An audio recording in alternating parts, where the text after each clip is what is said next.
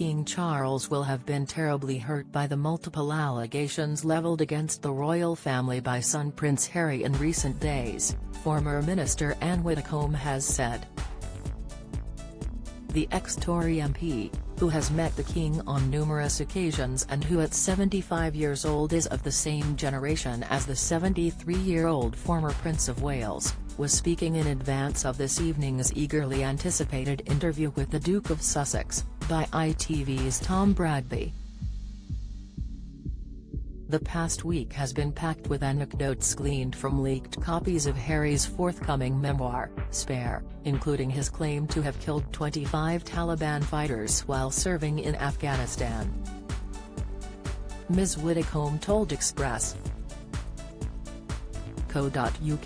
"It's a hideous time for the royal family and for the most part, they'll just get on with it.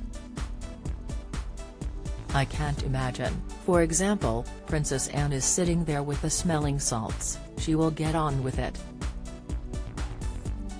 But it's very hard when you are the man's father.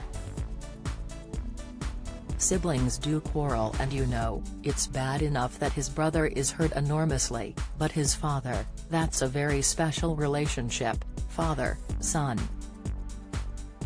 And Harry is behaving in a very unnatural way, I think that's the best way to phrase it. Charles must be terribly, terribly hurt by the whole thing." Ms. Widdecombe was particularly disquieted by Harry's Taliban claim, which security experts have already warned could make him a target in the future. She explained, "Apart from Maurice's in World War I, I can't think of any soldiers who locked up how many enemy they've killed. You never hear them talking about it, ever. My parents' generation was involved in the last war. My father was at sea and my uncle was in Mondi's army, and nobody ever talked about it in terms of killing the enemy. Nobody ever said, I dropped a bomb that night and we killed this number of people. Nobody ever said anything like that. I don't know what possessed him to do it that way. I mean, I suspect somebody said to him, you ought to talk about your experience of killing, and he obviously just went straight along with it. The very fact that he reckons he knows approximately how many Afghans he killed is a form of boasting." Harry's decision to make his alleged kill count public knowledge was something very, very unusual, Ms. Widdecombe stressed.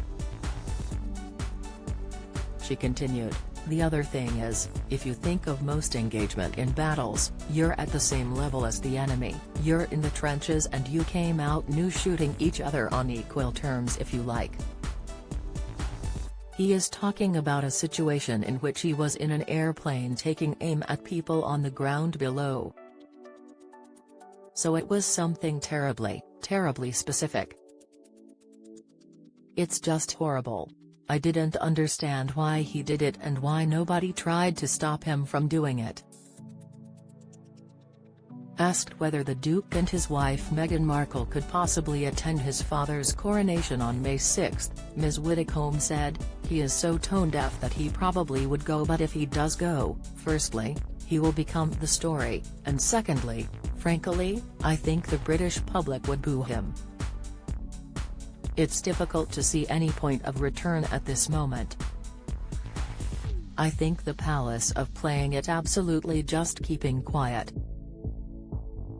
The king might welcome the prospect of a reconciliation, but it was impossible to imagine one happening before Tuesday afternoon, when the book officially goes on sale," she stressed. Ms. Widdecombe added, "There again, when he was asked if he wanted a reconciliation, he said, I want my father back. I want my brother back, but that the ball was in their court. He's not looking for a reconciliation, what he's looking for, is an abject surrender on these terms, which he's looking for." The interview is screened on ITVX at 9 p.m. this evening.